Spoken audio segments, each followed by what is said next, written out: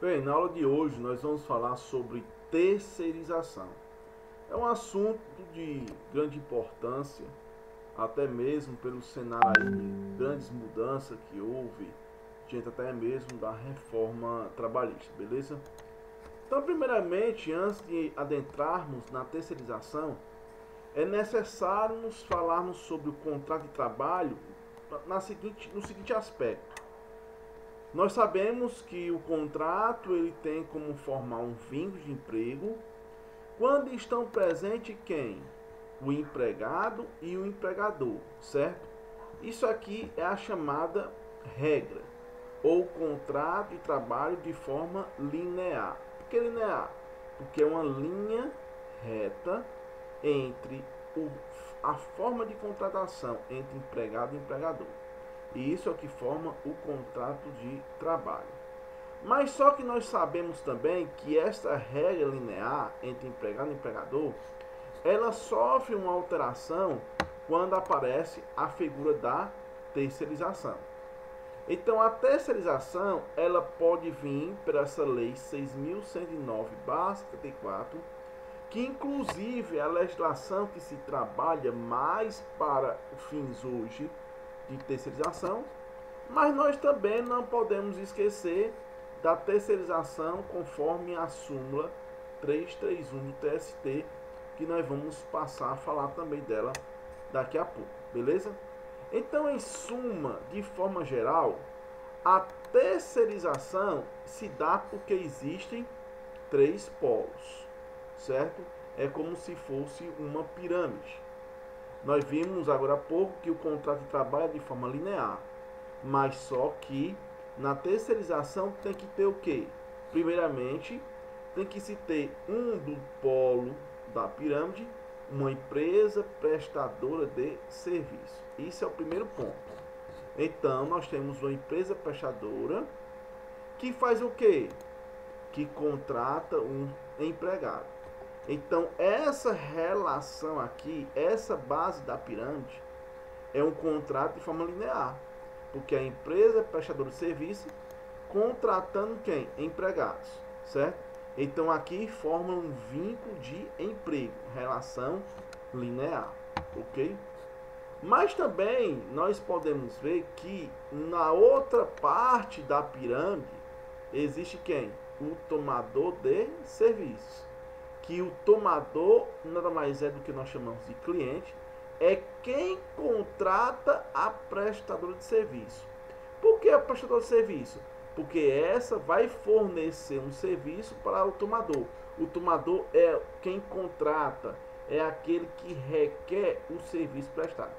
Então, essa relação contratual nessa base da pirâmide é o que nós chamamos de contrato de natureza civil. A tomadora contrata a prestadora. Só que esse contrato é para quê? É para que a prestadora de serviço forneça mão de obra, ou seja, ceda o seu empregado para que vá fazer parte aí do labor do tomador de serviço, certo? Por exemplo, se eu sou o tomador de serviços e contrato a prestadora de serviço para me fornecer pessoas para vigilância ou os vigilantes. Eu quero uma empresa de segurança. Então, o tomador contrata o prestador de serviço para me fornecer o que? Vigilância. Então, a empresa prestadora pega os seus vigilantes, que são seus empregados, e me cedem para fazer a vigilância na minha empresa. Então, veja que a relação é de natureza triangular. Por quê? Porque a prestadora de serviços contrata o seu empregado para que forneça esses empregados a sua mão de obra para quem contrata, ou seja, o tomador de serviço que vai contratar o prestador. Veja que é uma relação de terceiro, três partes envolventes. Por isso é que nós chamamos de terceirização, beleza? Outro ponto que nós podemos utilizar disso, da terceirização, é que a terceirização ela pode ser de duas naturezas. A primeira natureza é a terceirização chamada terceirização lícita, que está inclusive um aspecto da súmula 331 no item 3. Então nós vamos falar sobre terceirização lícita.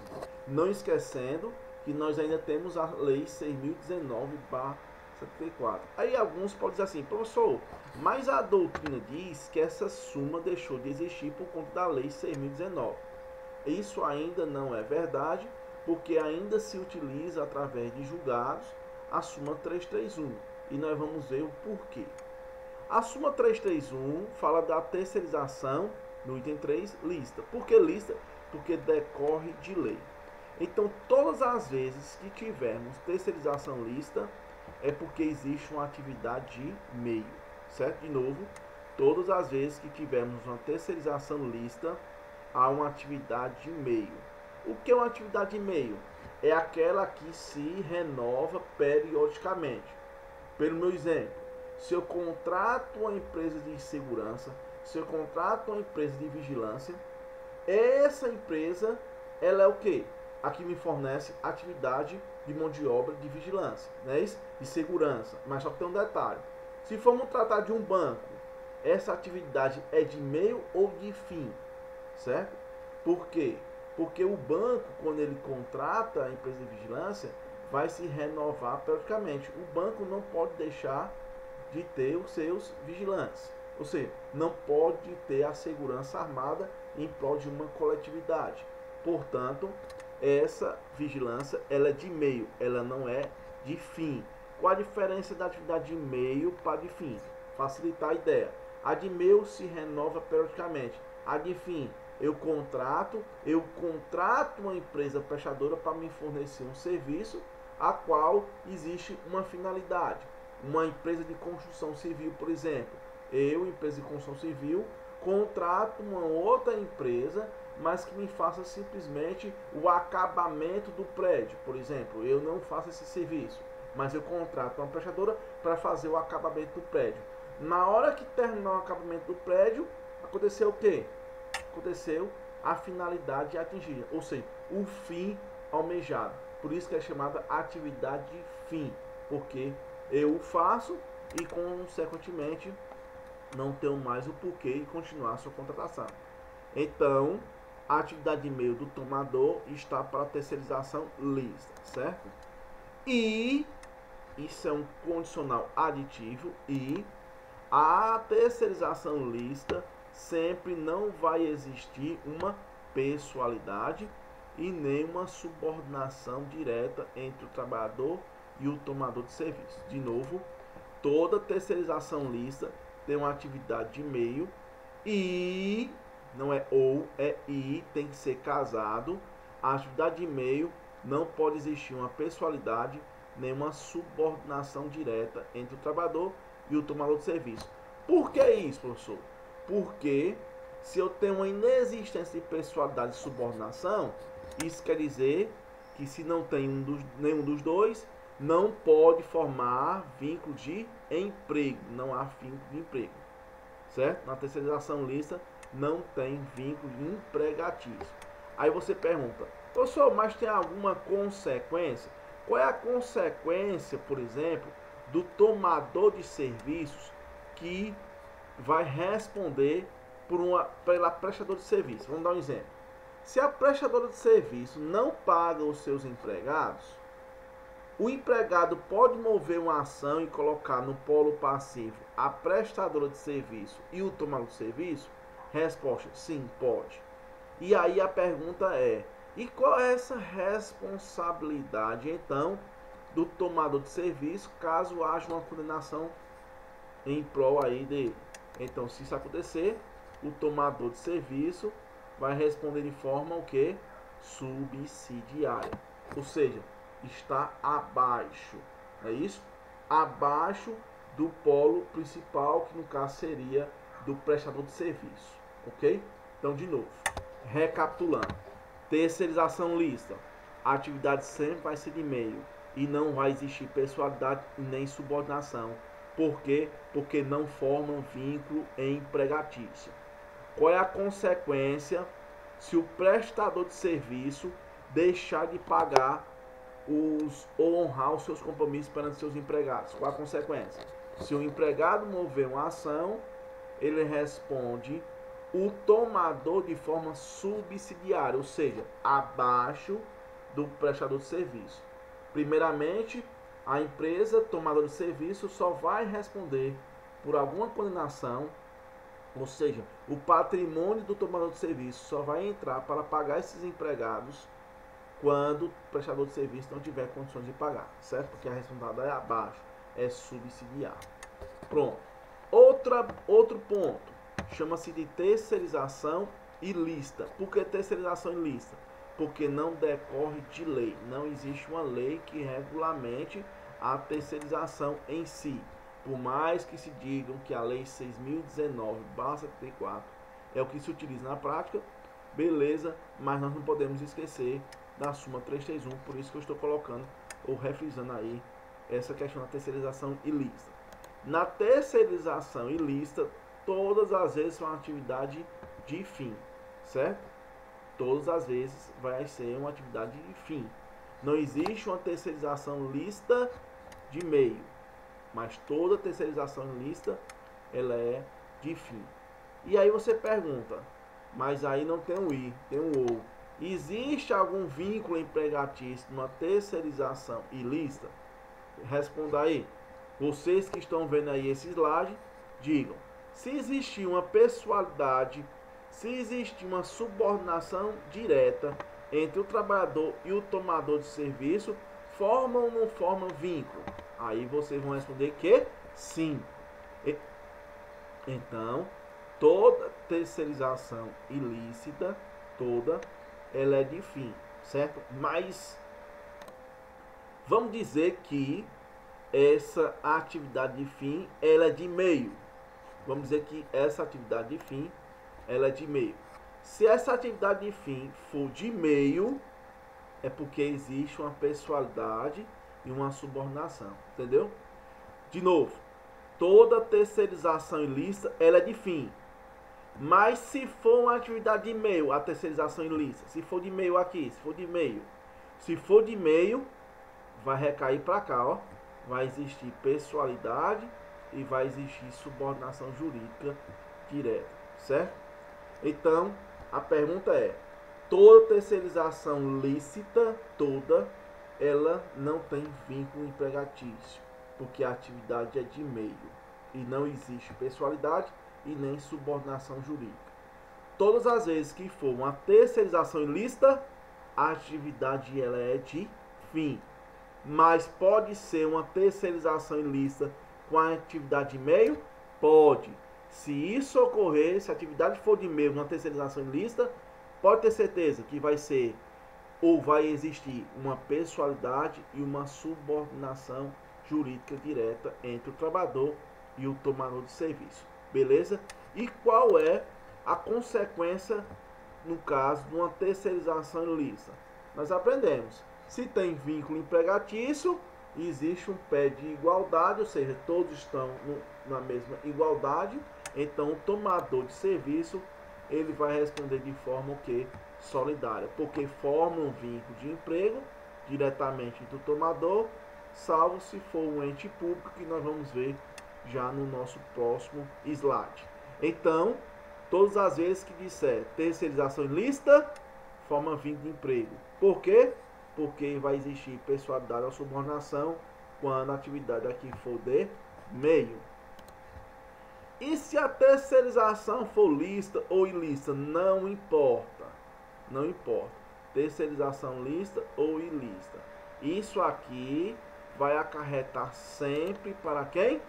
Quando o tomador de serviço for um ente público. Ou seja, todas as vezes que a União, Estados, Distrito Federal e municípios contratar através de uma terceirização, não esqueçam disso, todas as vezes que o tomador de serviço for uma entidade pública, União, Estados, Distrito Federal ou município, que contratar através de uma terceirização, ou seja, através de uma licitação, que a empresa prestadora de serviço, não importa se a terceirização for lícita ou ilícita. A consequência da responsabilidade dessa entidade pública como tomador de serviço vai ser uma única e exclusiva. Qual é? Subsidiária somente, certo? Só vai ser responsabilidade de forma subsidiária. Aí a pergunta, mas professor, a entidade pública ela vai responder de forma subsidiária somente pelo fato da licitação ou pelo fato da não prestação de serviço pagar lá os direitos? Não, não é isso. Se vocês pegarem aí a súmula 331, item 5 do TST, nós vamos ter duas culpas. É a chamada culpa invigilando e a culpa ineligendo. De novo, se pegarem a súmula 331, item 5 do TST, nós vamos ter duas culpas. A culpa ineligendo e a culpa invigilando. O que é a culpa ineligendo, professor? É quando a administração pública ela contrata a prestadora de serviço sem a licitação obrigatória. De novo, o que é a culpa ineligendo é quando a administração pública contrata a empresa prestadora de serviço sem a licitação, quando essa licitação ela é obrigatória. Isso é a culpa ineligendo. Ela, na sua grande maioria, a administração pública vem fazendo de forma correta, ou seja, praticando a licitação. Então ela não vai ser responsável de forma subsidiária por culpa dessa falta de licitação. O que acarreta a culpa maior hoje é a chamada culpa invigilando. O que é a culpa invigilando? É a culpa pela qual a administração pública ela não fiscaliza os contratos dos prestadores de serviço. Esse é o problema maior. De novo, quando é que nós temos a grande responsabilidade, essa aqui que denomina subsidiária? Quando é que se denomina isso? Quando, na sua grande maioria, não há fiscalização dos contratos dos prestadores de serviço. Vejamos, o prestador de serviço recebe o pagamento aí do contrato do tomador de serviço, no caso a entidade pública. E aí simplesmente o prestador de serviço não deposita o FGTS dos empregados, não paga o salário até o 5º dia útil, vai pagar lá no 15º dia útil do mês subsequente ao vencido, não paga férias, não paga 13º, ou seja, incide vários encargos ou verbas trabalhistas contratuais em que a prestadora não está cumprindo com sua obrigação.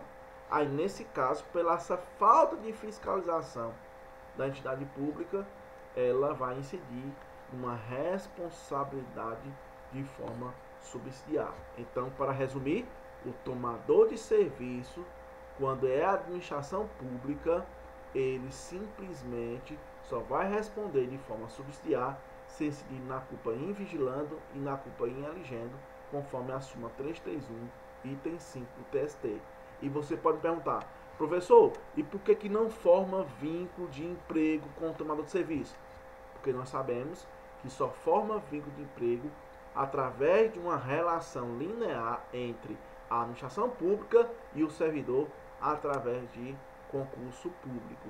E no caso, uma terceirização, não há concurso público, porque a contratação ela é civil entre o tomador de serviço, a administração pública e o prestador de serviço. Beleza? Pois bem, isso aqui foi um cenário da súmula 331. Agora nós vamos passar para a Lei 6.019/74, que ela teve uma alteração para essa Lei 13.429 de 2017 e também teve uma alteração aí conforme a reforma trabalhista também. Então essa lei, ela fala dos temporários, é a chamada terceirização temporária, é uma intermediação de mão de obra, é uma empresa que ela tem que funcionar na forma urbana, o temporário, tem que ser uma pessoa jurídica e o tomador de serviço, ao contratar essa empresa de trabalho temporário, tem que ser dado motivos. Eu vou passar o slide e volto já para cá. Tem que se ter motivos. Ou seja, não posso contratar o prestador de serviço, no caso temporário, o tomador de serviço, se não for por motivos. A empresa tomadora de serviço só pode contratar se tiver demanda complementar de serviços. Ou seja, nessa epidemia aí do Covid-19, está faltando álcool em gel aí por grande parte do Brasil, não é isso? Então, as empresas que fabricam álcool em gel ou máscara, por exemplo, elas vão contratar pessoas para complementar este serviço. Então, elas vão contratar várias pessoas. Então, para não ser feito o contrato de forma direta, o que as empresas tomadoras de serviço fazem? Contrata a prestadora de serviço, que são essas empresas de mão de obra, que são as empresas de trabalho temporário. Elas contratam essa empresa de forma terceirizada para me fornecer pessoas para complementar o serviço. E um outro motivo, substituição pessoal regular ou permanente. Aqui é na situação de na situação de férias, por exemplo, substituição regular e permanente, ou auxílio doença por muito tempo. Então decorre aí do tomador de serviço contratar aí o temporário, a empresa de trabalho temporário, para me fornecer. Então veja que eu tenho que ter motivos de contratação. Então voltando lá para aquele slide, nós temos a pessoa jurídica, que é aqui vai ser o trabalho temporário. Esse tomador tem que ser um contrato escrito, tem que se ter os motivos da contratação, que nós acabamos de demonstrar, e a remuneração vai ser paga da mesma a qual o tomador paga. Por exemplo, se eu pago R$2.000 aos meus empregados, o temporário vai receber aqui também quanto? R$2.000. Essa é a ideia, beleza? Já na questão da empresa de trabalho temporário com o temporário, tem que ter também um contrato escrito e tem que ter os direitos previstos no artigo 11 da Lei 6.019/74. E o que é que fala esse artigo 11? São os mesmos direitos do empregado normal. Vai ter que ter férias, vai ter que ter direito a 13º, FGTS, a remuneração que vai ser a mesma do tomador de serviços, entre outros previstos aí no artigo 11, horas extras e demais. Beleza? Não esqueça que essa leizinha aqui foi que alterou algum dispositivo da 6.019/74. Mas o que vai prevalecer para a gente não é essa lei, porque essa lei é o que alterou algum dispositivo dessa daqui. O que prevalece é a 6.019/74. Tá aí alguns direitos que eu fiz menção para colocar. Primeiro, o prazo do trabalho temporário. Se não é temporário, tem que ter um prazo. Qual é o prazo? 180 dias, podendo ser prorrogado por mais de 90 dias, quando comprovada a sua manutenção nas condições que o ensejarem, certo? Também se diz aí complementar a demanda, são aqueles fatores imprevisíveis também, quando decorre de fatores previsíveis, como nós acabamos de ver aí agora há pouco no nosso exemplo. Aí houve um acréscimo por essa lei, do 5A e outros mais, 4A, mas eu botei só para dizer que o contratante é pessoa física ou jurídica, que é um contratante, é o tomador de serviço, que celebra o contrato com a empresa de prestação de serviços determinados e específicos. É de responsabilidade do tomador de serviço, que é o contratante, ter condições de segurança, higiene, salubridade, entre outros. E a empresa contratante, tomador de serviço, vai responder de forma o quê? Subsidiar pelas suas obrigações trabalhistas referente ao período onde ocorrer a prestação e o recolhimento das contribuições previdenciárias. Vamos parar aqui só para explicar o seguinte. A ideia é assim,